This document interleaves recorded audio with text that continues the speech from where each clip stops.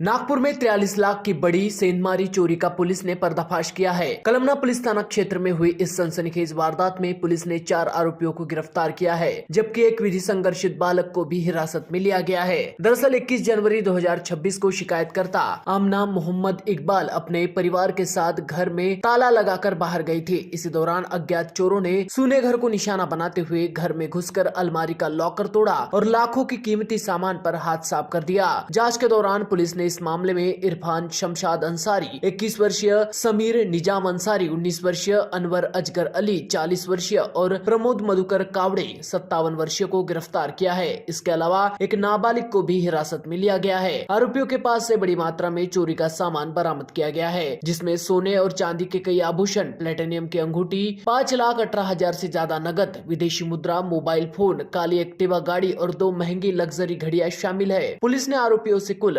42,74,870 रुपए का माल जब्त किया है। फिलहाल पुलिस आरोपियों से पूछताछ कर रही है और यह भी जांच किया जा रहा है कि क्या यह गिरोह शहर में अन्य चोरी की वारदातों में भी शामिल रहा है। दिनांक 21 जानेवारी 2026 ला आमना मोहम्मद इकबाल शिक्षक कॉलनी येथे राहणारे आहे.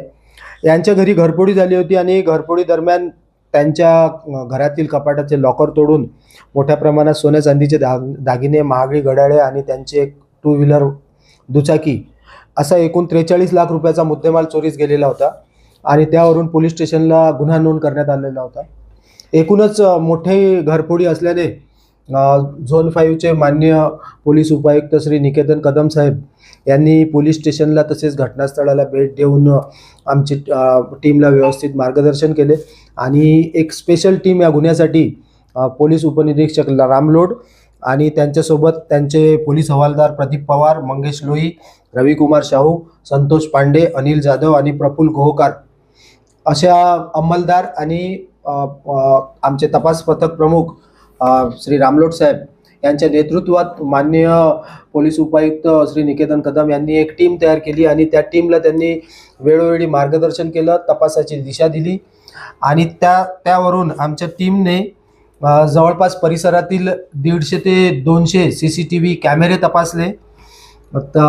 वेगवेगळे जे नंबर मिळत गेले आम्हाला, त्या मोबाईलचे लोकेशन्स, CDR याचे विश्लेषण केले, गुप्त बातमीदारांकडून माहिती मिळवली. तसेच आरोपींचे जे ठाव ठिकाणे आहे ते बिहार आणि UP या राज्यांमध्ये यायला लागलेले होते आणि तिथल्या पोलिसांशी योग्य समन्वय साधून, आंतरराज्यीय समन्वय साधून त्यांनी एक सापळा कारवाई रचली. आरोपीच्या लोकेशनवरून आणि साकोली टोल नाक्यावरून आम्ही पहिली अरेस्ट केली.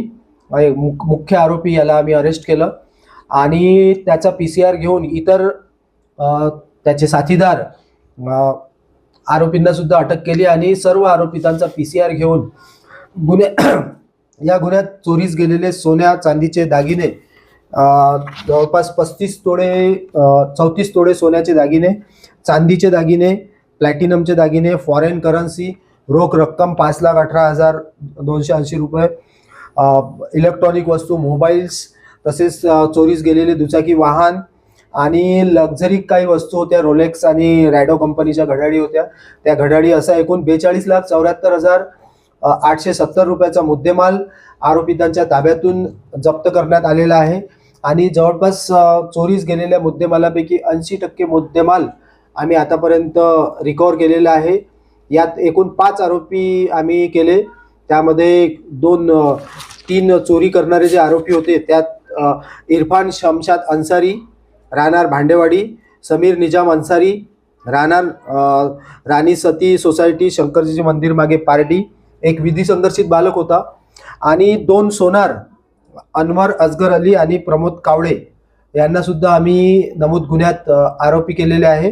गुन्ह्याचा तपास अजून सुरू आहे. गुन्ह्याच्या तपासादरम्यान एक विधी संघर्षित बालकाबाबत माहिती मिळाली होती, त्याला अगोदर ताब्यात घेण्यात आलं. त्याच्या माहितीवरून इरफान शमशाद अंसारी आणि समीर अंसारी या दोघांची नावे निष्पन्न झालेली होती. तसेच CCTV फुटेजवरून सुद्धा या दोघांची नावे निष्पन्न झाली होती. त्या दोघांकरता आमची PSI रामलोड आणि त्यांची टीम जवळपास 4 वेळा UP आणि बिहार या राज्यांमध्ये जाऊन आलेली आहे. वेळोवेळी आरोपितांनी चकमा देऊन आरोपी आमच्या तावडीतून निसटलेले आहेत.